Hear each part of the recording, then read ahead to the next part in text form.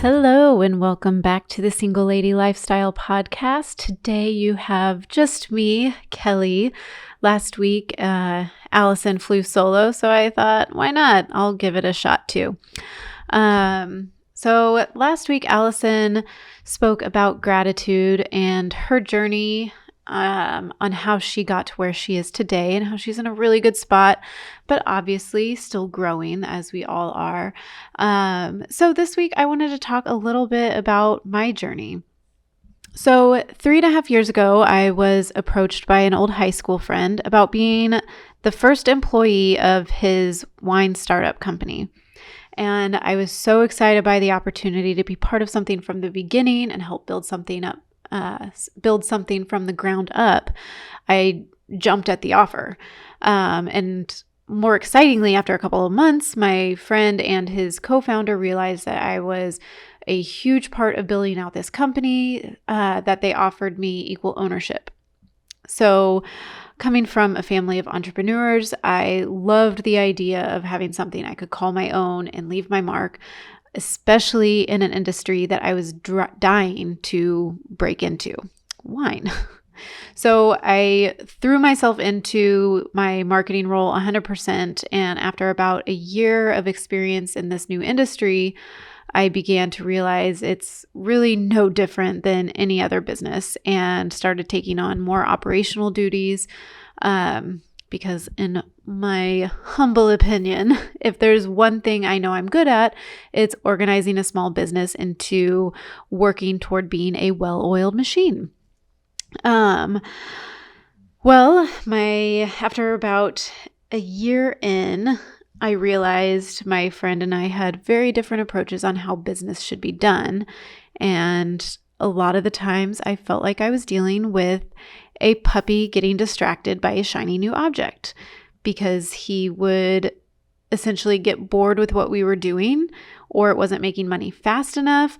So the best idea in his mind was to open up a new money-making venture for a quick dollar while we still continued to build out the original plan. And the only problem with that was we didn't bring on employees to help with all of these new business ventures.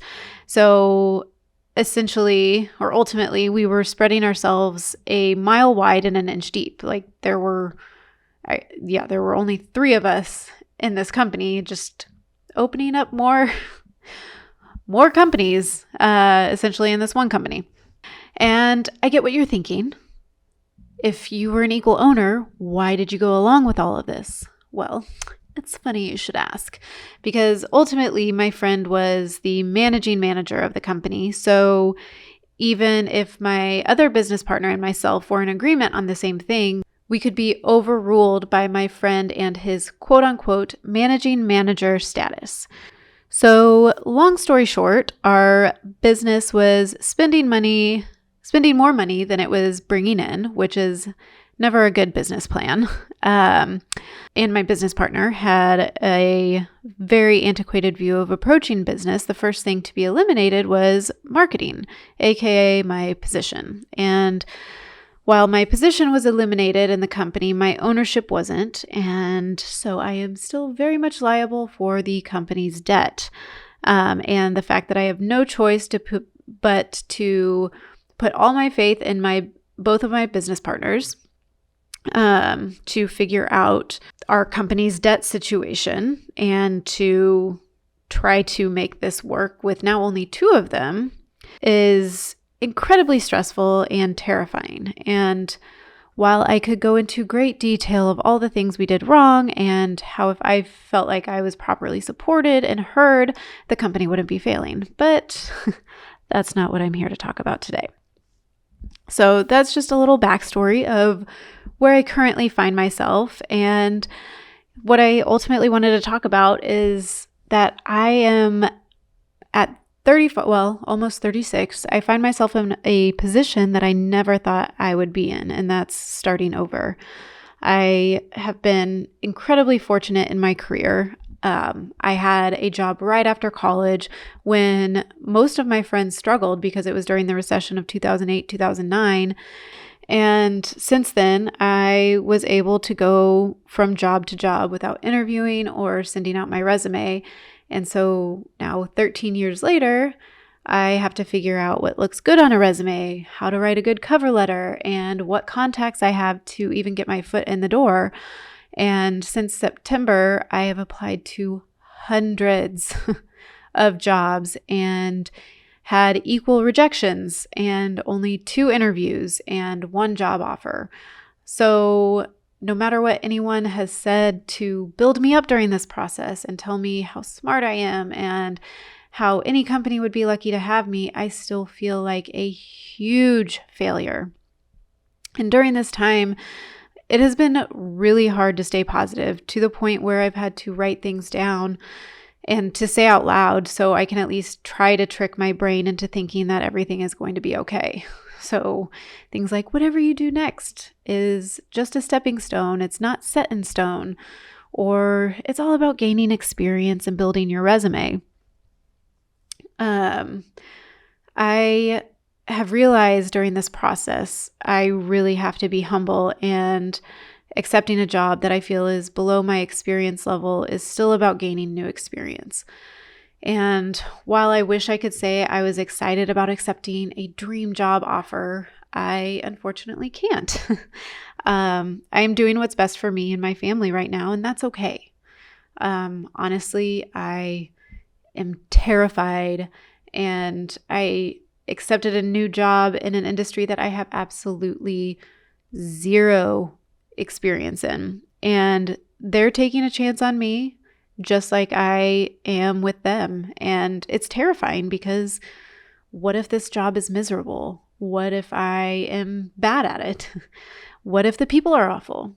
But again, this is just a stepping stone. And on the other hand, I might love it. I might be amazing at it. And the people could be incredible. And, while my career life, I feel like I'm starting over, my family life keeps moving forward. And that's where I know I cannot fail. And which is a big reason why I felt the need to accept this job offer instead of wait for something that's potentially better and more exciting to come along. You see, my husband and I, we have always kept our finances separate, and it is something that has always worked really well for us, and something I get married couples commenting on when they find out like how insane it is, which still blows my mind. First of all, don't knock it till you've tried it. Second of all, mind your own business. If it works for us, it works for us. And we've always had one joint account that we opened when we were dating because I bought our first house and it was easier for us to each deposit the same amount into one account every month for bills and mortgage than it was for my then boyfriend to write me a check like I was his landlord. This was before Venmo. And since being married, we just kept it that way. And it's one thing we have never argued over. We have never argued over finances. However, one thing I never thought about was losing my income either. So not having steady income for the past 3 months has been brutal, and watching my accounts rapidly decline hasn't helped my stress level at all. Besides regular monthly bills like childcare, mortgage, etc., I have had this black cloud of potential debt looming over my head that wakes me up at night in a cold sweat, just trying to figure out how the hell I'm going to come back from this, and how mad I am at myself for not relinquishing my ownership early on when I started noticing red flags, and how much of this I do not want to become my husband's problem too. Mind you, he does know everything that is going on. I haven't kept him in the dark. But I don't want him to feel like my bad business decision has to affect him as well. And I want our family, I need our family to keep operating as usual. That needs to be the constant and bright light in my life, especially right now. So I can't have the snowball effect happening. And I know I'm not completely alone in this.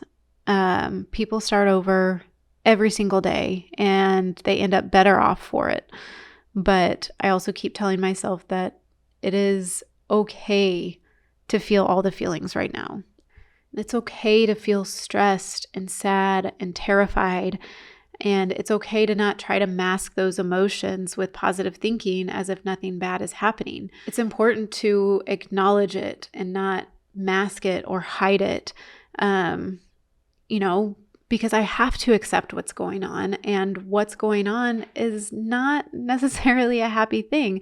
There are always, happy things and silver linings that we can find in any situation. And one of the silver linings that I have found is if I were to ever go into a partnership again, what type of partner I would look for, the questions that I would ask, and how I would do things better.